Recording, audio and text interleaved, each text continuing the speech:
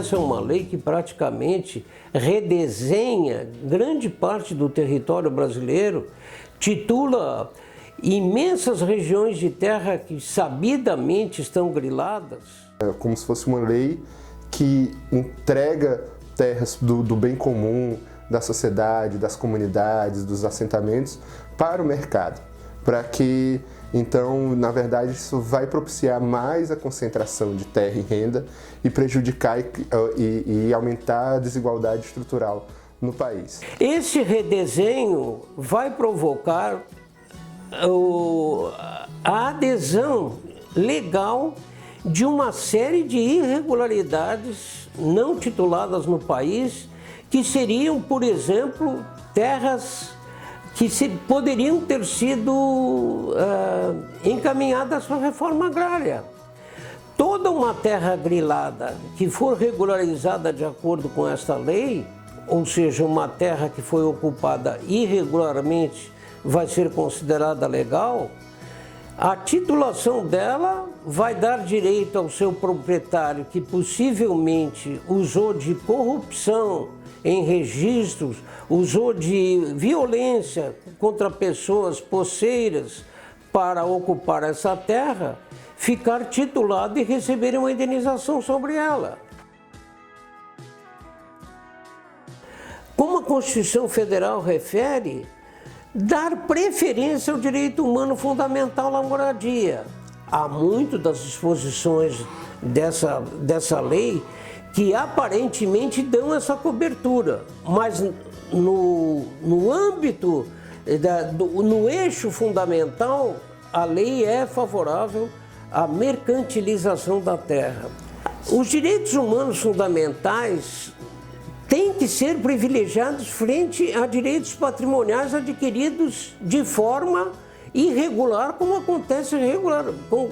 acontece frequentemente no Brasil. Então, desde 2017, várias organizações e movimentos sociais procuraram contestar, inclusive algumas instituições como o Ministério Público Federal deram recomendações, pareceres sobre esse assunto. Nós nos propusemos a elaborar uma ação direta de inconstitucionalidade, já que a lei havia sido promulgada.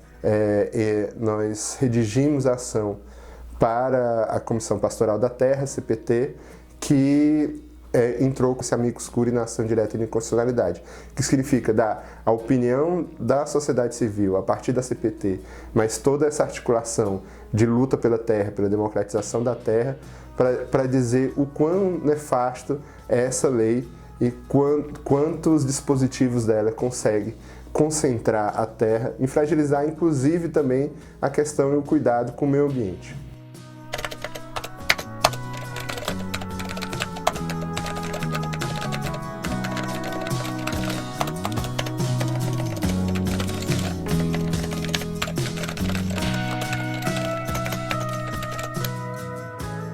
Esse nosso projeto, que é contra a lei da grilagem, ele foi construído já faz 3 anos.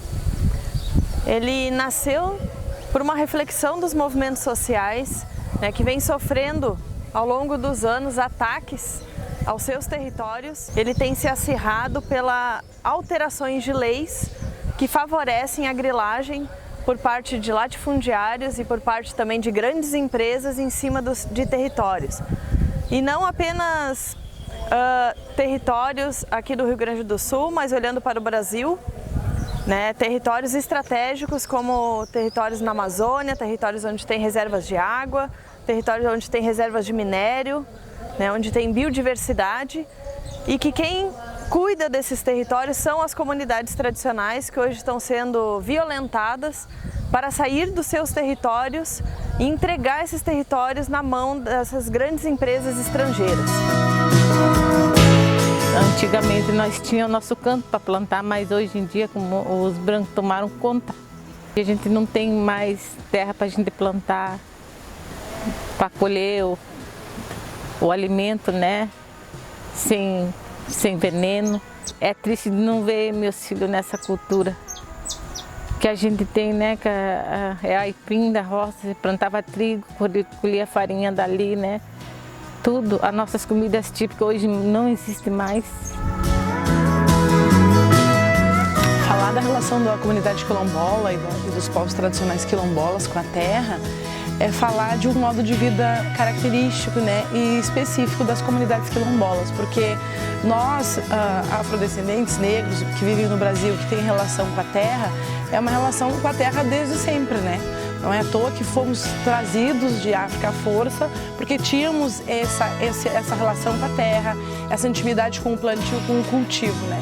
Então a relação com a terra das comunidades quilombolas, especialmente as mulheres quilombolas, ela é uma relação de afetividade mesmo, né? De garantia de vida. E agora com essa nova conjuntura, com esse novo formato aí da lei de grilagem e como vai ser feito essas titulações, registros de terra, a gente entende, enquanto comunidade quilombola, que é um facilitador para, mais uma vez, tirarmos um pouco que a gente ainda tem de terra, né? Visto que a nossa relação com a terra, ela é de sobrevivência, né? A gente não quer a terra para status, a gente não quer a terra para se sentir melhor na sociedade como que tem mais dinheiro, que tem mais poder. A nossa relação com a terra é cultivo, né? É sobrevivência, é plantar para comer, né? Então a nossa luta, ela é uma organização de como a gente vai se inserir nos espaços. E quem são essas pessoas que vão se inserir nos espaços? São pessoas que realmente nos representam, né? Essas pessoas que estão nesses espaços de poder, elas nos entendem enquanto comunidade quilombola? Porque às vezes não é um quilombola, mas é uma pessoa que tem um olhar, né, diferenciado para a comunidade quilombola. Mas de preferência que seja alguém nosso, que sai da comunidade para dar alguns passos além, para buscar o conhecimento, seja para se formar na graduação, ou seja apenas para estudar a lei, para estudar como se faz um projeto, né? Então a nossa luta é essa, é entender como o sistema funciona para se armar, para ir buscar as coisas que a gente almeja para a comunidade, para a população negra e pobre como um todo. O MST é contra a grilagem, porque esse é um processo que vem contra todo o processo de conquista de terra que a gente trabalha. Hoje, mais atual que nunca, o marco da luta pela terra e terra para quem nela trabalha está mais forte do que nunca. Porque nós temos um processo de expropriação das terras, e não são expropriação para a produção de alimentos, são expropriação para a produção de mercadoria, para servir para um sistema que não alimenta ninguém e que enriquece poucos.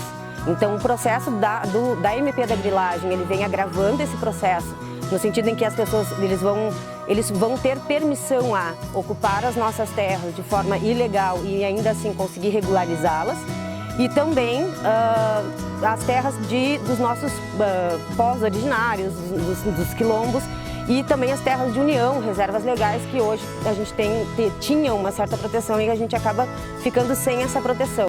Então a gente trabalha desde sempre com a terra para a produção de alimento. Essa é a nossa bandeira e é o trabalho que a gente tem, e é nisso que a gente acredita. Então, somos contra um processo de capitalização, de mercantilização dessa riqueza natural, dessa coisa que não tem dono. Ela é de quem produz, ela é de quem efetivamente vai estar trabalhando em pró de toda a população, de todo o povo, de todas as pessoas. E nesse contexto, então, nós, movimentos sociais e as comunidades que estão sendo atingidas, de pescadores, comunidades quilombolas, comunidades dos campesinos tradicionais das regiões, da pecuária familiar, né, as comunidades indígenas, estamos nos organizando para poder fazer a resistência nesses territórios. E para fazer a resistência nesses territórios, então, nós construímos a ideia desse projeto, que é uma oportunidade única e, na verdade, nova, que é de juntarmos as lideranças dessas comunidades e estudarmos a nossa situação, construirmos estratégias de resistência em conjunto, e para isso fizemos algumas oficinas, algumas atividades para entender melhor o que estava acontecendo, né, quem que eram essas empresas, qual é a estratégia de ocupação desse território por parte dessas empresas, né, como eles agiram expulsando as famílias de territórios em outras partes do Brasil, para nos prepararmos para organizar a resistência e também fazer a denúncia do que está acontecendo. O projeto termina, porém a luta não. O projeto ele apenas nos propiciou esses momentos, porém nós vamos seguir lutando, vamos seguir nos organizando e fazendo a resistência nos territórios e seguindo fazendo a denúncia para poder fazer uma organização muito maior à sociedade brasileira.